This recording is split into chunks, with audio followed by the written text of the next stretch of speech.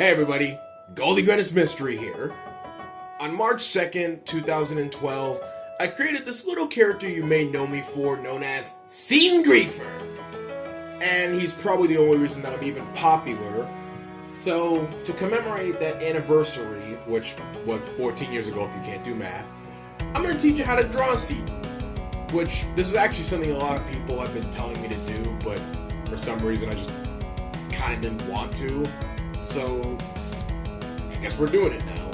So obviously I'm using Microsoft Paint because that's what I'm used to using. That's like my regular go-to animating tool. And no, I don't mean drawing tool, I mean animating tool. A lot of the animations you see, I draw frame by frame on Microsoft Paint. I have problems. I am a machine. So for starters, I'm just gonna start off with this. So obviously Setin's head is a big fat oval, so you obviously need an oval. And make sure it is an oval, because you technically could do his head as a circle, but it just looks better as an oval though. And it doesn't really matter how big it is, honestly, because you just gotta make the rest of it proportionate. Just start with the head first, that's my biggest deal here. Then, moving on to his eyes. So, his eyes, I see some people make it so his eyes are even on both sides, like that kind of, where they're both really, really chonky. And I've even seen a few people actually do his eyes like Power Punch style for some reason, even though I've only shown it like that once on DVR. But no, you want to make sure that the eye that's further from the camera looks smaller, while the one closer looks much bigger.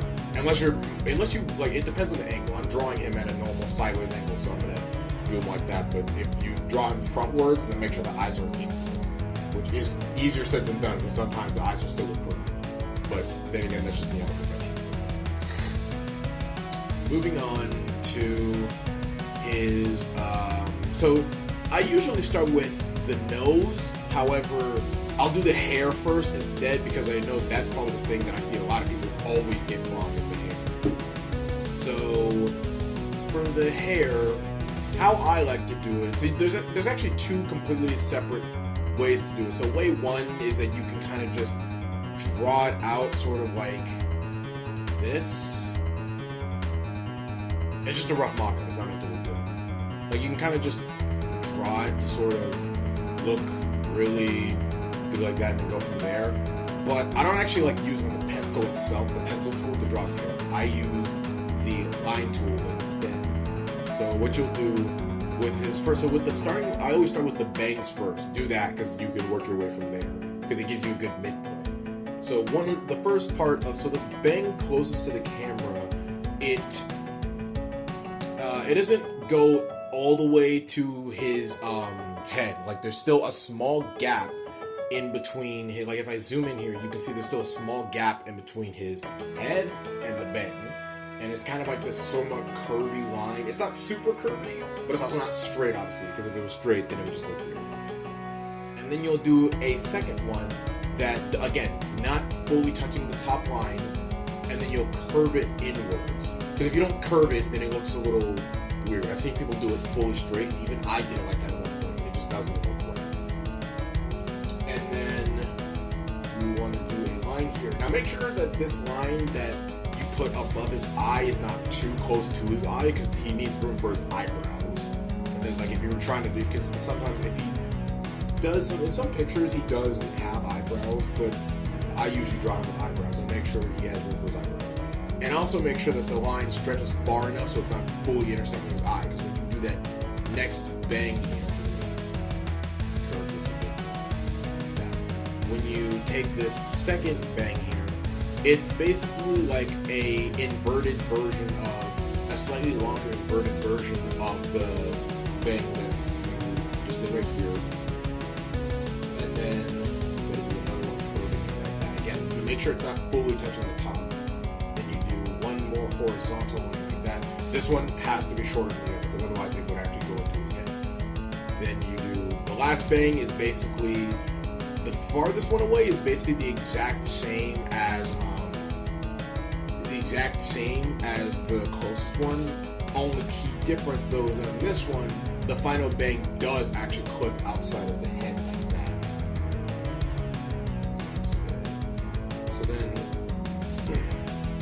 for his hair, so his hair used to look different, but I'm doing how his hair currently looks though.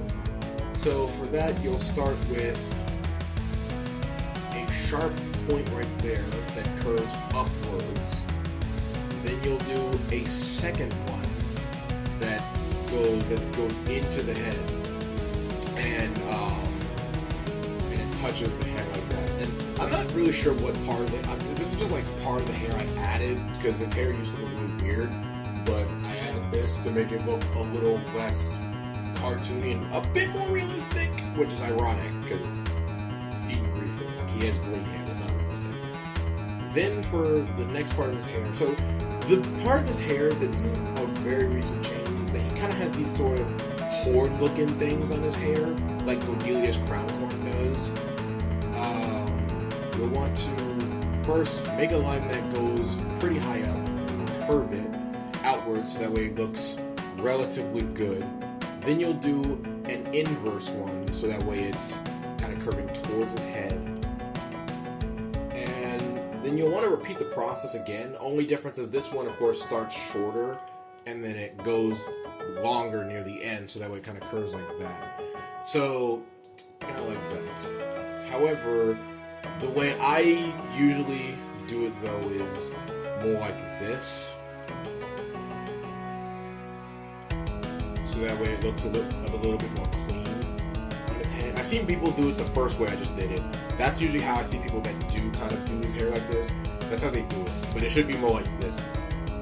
And then from there, you draw a straight line and curve it diagonally. Or not curve it, just draw it diagonally. Sorry, that's not straight. Well, no, it is straight. And then you curve it. So now we're drawing his back spikes. Curve it like that. I don't think I need to explain the fact that you need to put an inverse line on every single one of his spikes too, except for the very last one. That's a given. So then you'll do a second one, much shorter. And then you want to repeat that process one more time, except this one kind of curves a bit downwards though. And then biggest mistake I see people sometimes do, they only ever give Setin, either they give Setin the wrong amount of spikes by giving him too little, or the wrong amount of spikes because they give him too much. He has 6 total. 6. 2 front horn-looking ones, these 3 on the back, and then the last one actually goes onto his face. It reaches onto his face, kind of like a venom symbiote or something. And this is technically the 6th spike, not this other one over here. This one doesn't count. And then you curve it up like this one.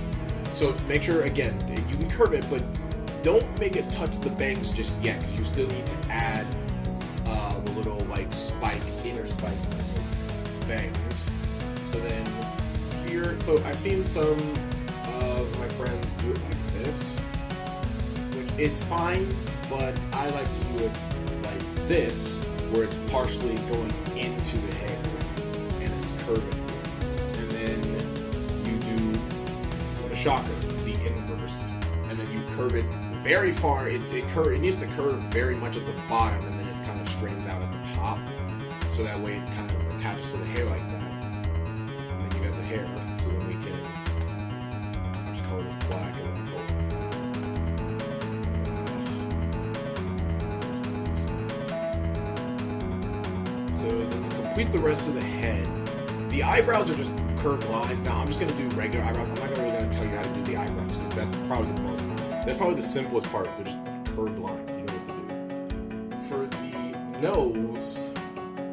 For the nose, you just put a circle over the farther eye, and then in the back, you gotta draw 2 lines of the skin color that go through the circle, so that way it connects to the face like that. And I did used to draw the characters like this, where the nostrils were part of the nose, but I kind of stopped doing that because it didn't really make sense for characters that didn't have like nose rings and stuff. Then you'll want to, in my opinion, I think it's easier to actually do his collar for his shirt than do the mouth first. So I'll do the collar for the shirt. It's a line going from this part of the bang and connecting to the side of the head. And you do that. And then, depending on the angle, Seton will have 4 to 5 lines on the collar. So for this one, I'll just do all 5. Oh, sorry, no, 3 to 4 lines, my bad. Because 5 sections on the collar. I'll do all 5 sections right here, like this. Just like that. And then, lastly, the mouth, I'll just do a regular smile. So the mouth isn't, so like, I think, in my opinion, the mouth and eyebrows are the 2 things that, like, I don't need to tell you how to do that. That's the part that's objective. So then we move on to the body, which I think the body is a lot more consistent in most people's drawings. I usually see people mess up the head more than anything, which is actually kind of funny to me.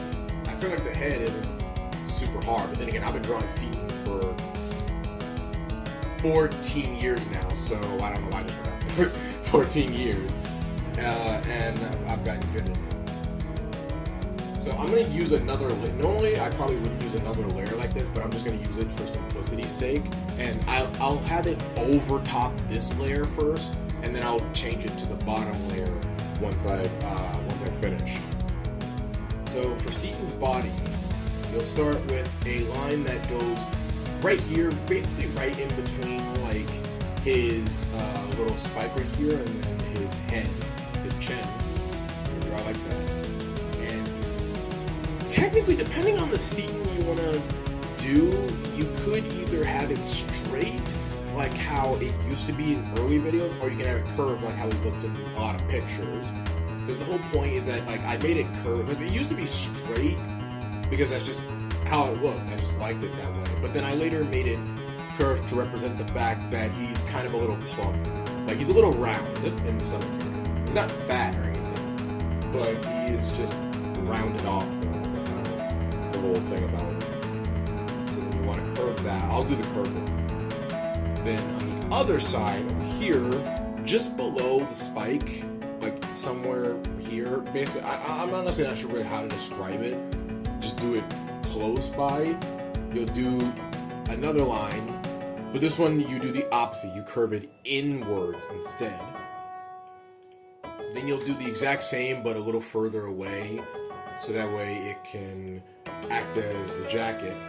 And then for the other side, same thing, but in where you copy the one line, but instead you do it closer to it.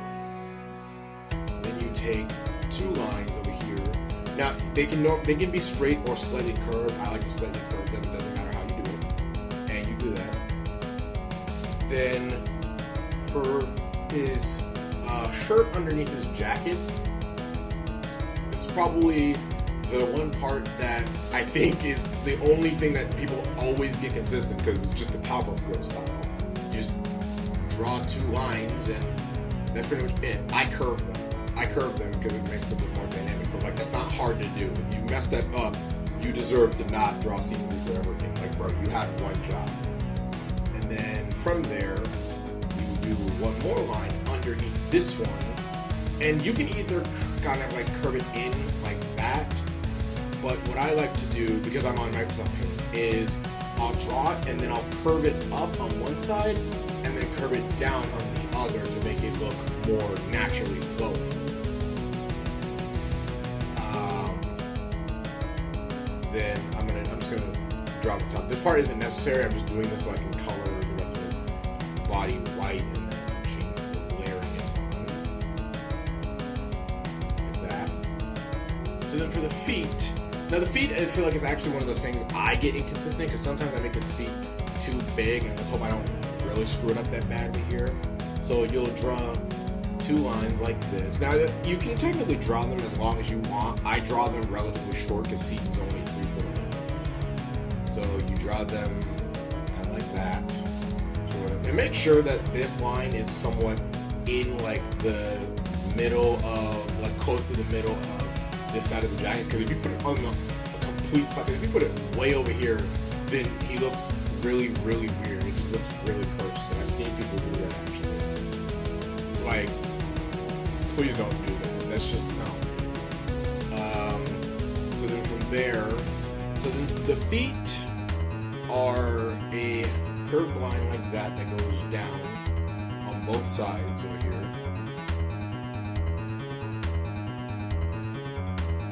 And then you draw another line at the bottom of both feet that are relatively long. Not quite touching in the middle because you don't want the feet to be touching. Because some characters do have that. Seton is not one of the characters that does. Like San Marin and Cindy Liskiak's default standing poses, Allison Lum,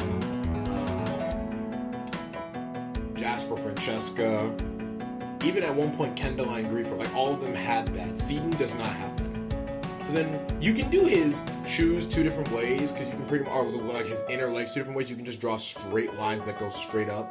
However, to add a bit of dynamicness to it, you do the straight line very short and then you curve it in like that. So that way it kind of acts as a heel. And then you do the straight lines like that. Then you do a curved line at the top here as like, I guess the way to close off the legs is the best way to describe it. I'm not really sure how to describe it. Because otherwise it looks really weird if you don't, because when I just like, no. Because if you see anyone who doesn't do it like that, where it's kind of closing it off, like at the center of his slacks, it just looks really, really weird. It does not look right. So then for the shoes, you do a line like this. Do it on the opposite side. So it's kind of curving in, although you can do it straight. There's nothing stopping you from doing it straight. Like a lot of, when it comes to Seton's lower half of the body, you can honestly use a lot of straight lines and get away with it. The top half, no, you need good roundness to it, otherwise straight lines would just make it look ugly, which make it look super duper ugly. For the tips of the shoes, you draw it right at the point. So there's right at the intersecting point of where his, like the start of his feet meet with the legs. That's where you want to draw the line here, kind of like this. And then on the sides of the shoes, for the like spikes things, you'll do it kind of in the middle of, at the top line of the shoe, do it in the middle, like right here, and then curve it down, or draw it down diagonally, and then curve it back, and then you'll curve a second line that you draw under it. But this one, so this line you draw here, it goes from right here, and then you connect it to where you first drew the white tip of the shoe. So over here real quick. And then it's a similar deal for the other one. You just instead started, of course, obviously you started on the other like point on the shoe. And then this one you connect it on in the middle of the like tip. Perfect. Then I'll fill in his legs again here.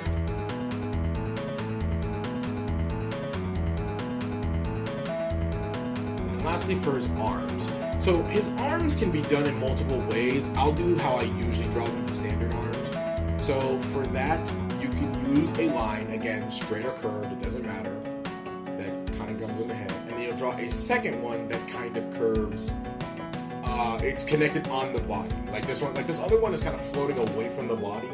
This one is actually connected to it.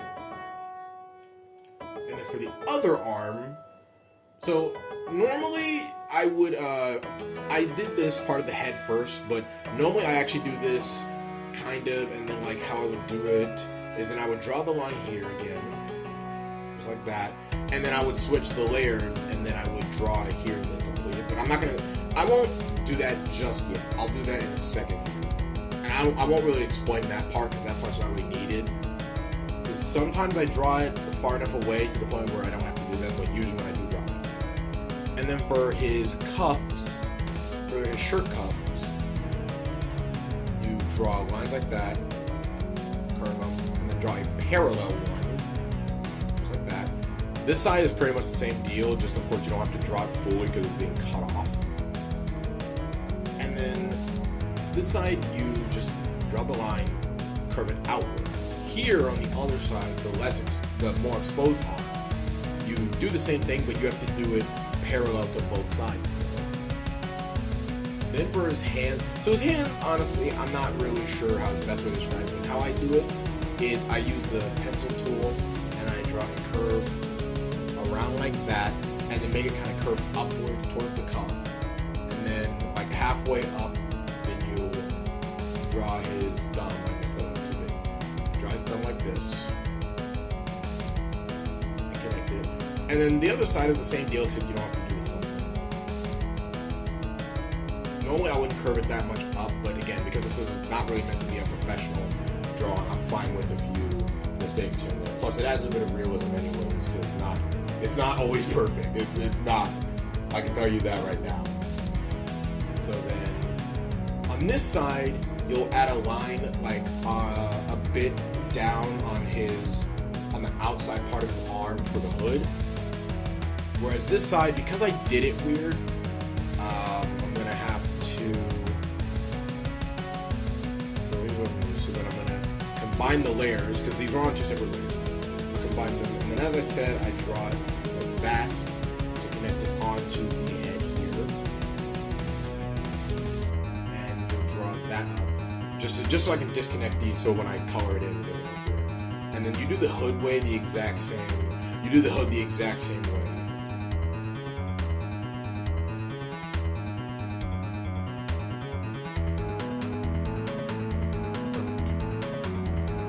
So that's like Seton's main body done. The only remaining thing to do here that I'll be doing is his eyes. I won't color him in because you can check, because that's up for interpretation, really. But for his eyes, obviously just add a white circle here. So then for his eyes, no, his eyes changed a lot over the years. So he had two different ways of doing them. So I'll just start with a light gray oval, like this. And depending on how you did it, like in the olden days, I'll use dark gray to substitute black, because normally I would just use black, but it's outline black. I would do it like Power Punch style, where I would then draw another circle slightly smaller in the eyes, but it'd be black, and then I would do one that's even smaller in white. This works just fine, but how I currently do it though is, so I'll switch to dark gray here just to show this better. I just skip the other circle and go straight to the white line, or white circle, just like that. Then I switch it over to the star tool. I think the 4-pointed star, I think it's called? Yeah, 4-point star. And you'll draw them relatively a bit smaller than the circles, and then relatively a bit far out from the circles. I think these are irises.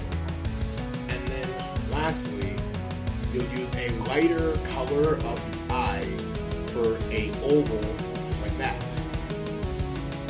And then from there, so then from here I'll just color the background gray, and then I give him a shadow. And with that's Setin Griefer drawn out. This is literally just my little dude right here, perfectly.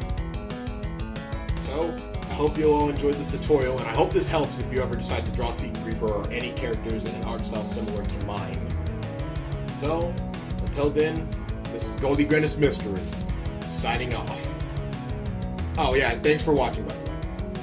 Alright, signing off for real this time. Goodbye.